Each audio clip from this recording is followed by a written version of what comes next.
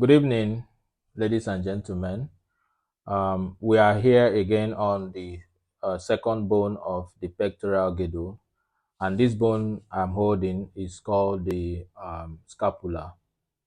The common name for this is the shoulder blade, and this bone is situated on the posterolateral aspect of the chest wall. That means it's situated at the back like this, and it has a extension. It extends from the second rib to the seventh rib, and it is triangular, as you can see. It has its base on this side, and it has its apex down here. While these are the sides of the scapula. The scapula has three angles to it. It has the superior angle, it has the inferior angle, and it has the lateral angle. The lateral angle is modified for us to now appreciate. It is modified by being bulbous, and this modification can also be called the head of the scapula. It also has the constricted area, which is called the neck of the scapula. This head of the scapula is for attachment with the head of the humerus, and this area is called the glenoid cavity. And the scapula also has three processes. We can see the coracoid process, which points forwards and a little laterally, and it also has the acromion, which is also a part of a continuation of the spine of the scapula. You can see my hand on the spine of the scapula. Then this scapula has three borders. We have the medial border. This part is close to the vertebral column, and the lateral border, which is away on the lateral side, is a roughened border. We also can see the superior border of the scapula. The superior border of the scapula on this lateral side has a notch here. You can see the notch, and this notch forms a foramen by the presence of the suprascapular notch. And you can now lateral to that, you see the root of the coracoid process. Then, if you look at this scapula, the scapula has centers of ossification. There are 8 centers of ossification. The first center appears at the 8th week of intrauterine life, which is when the fetus is still in the uterus. Then also other centers, the first center, which is the center that appears in the body of the scapula, extends to the spine of the scapula. And not only that, at 1 year, the other center appears at the coracoid process, while other centers appears at puberty, to other centers of ossification. Then this scapula has two surfaces. It has the costal surface and it has the dorsal surface. The costal surface gives gives rise to a fossa called the subscapular fossa. This subscapular fossa has a muscle that originates from it, and this muscle is called the subscapularis muscle.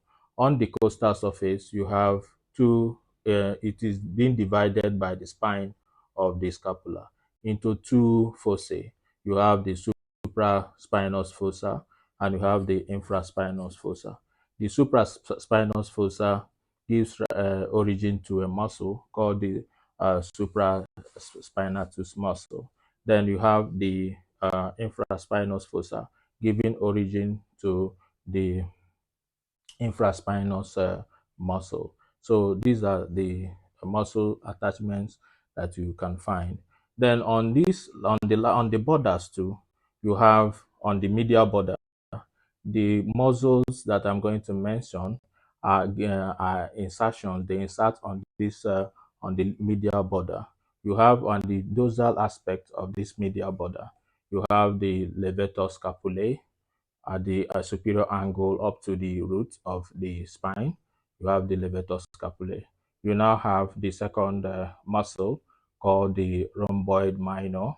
Then the other muscle is called the rhomboid major.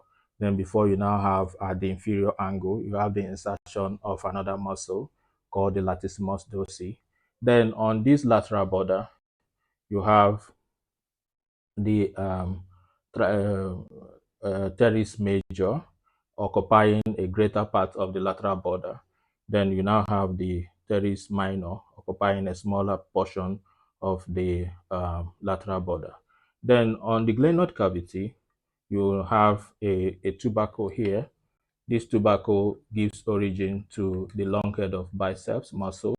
Then on the inferior part of the glenoid cavity, you have another tubercle, which is the infraglenoid tubercle. This infraglenoid tubercle gives origin to the long head of triceps muscle.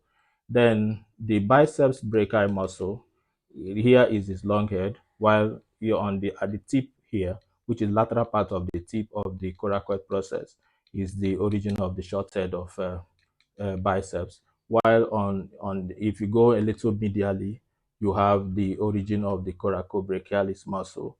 Then on this superior surface of the coracoid process, you have the insertion of the pectoralis minor muscle. So these are the things you encounter. Then if you come again to the ventral surface of the medial border of the scapula, you will see that there is insertion of the serratus anterior muscle. This serratus anterior muscle um, originates from this point of insertion. The serratus anterior has its innervation coming from a nerve called the long thoracic nerve of Bell, or the respiratory nerve. So these are the explanations I can give about the scapula. Then you also have what we call the clinical conditions. But before I go into that, I told you about this notch here, which is the suprascapular notch. The suprascapular notch becomes a foramen by the presence of the suprascapular ligament.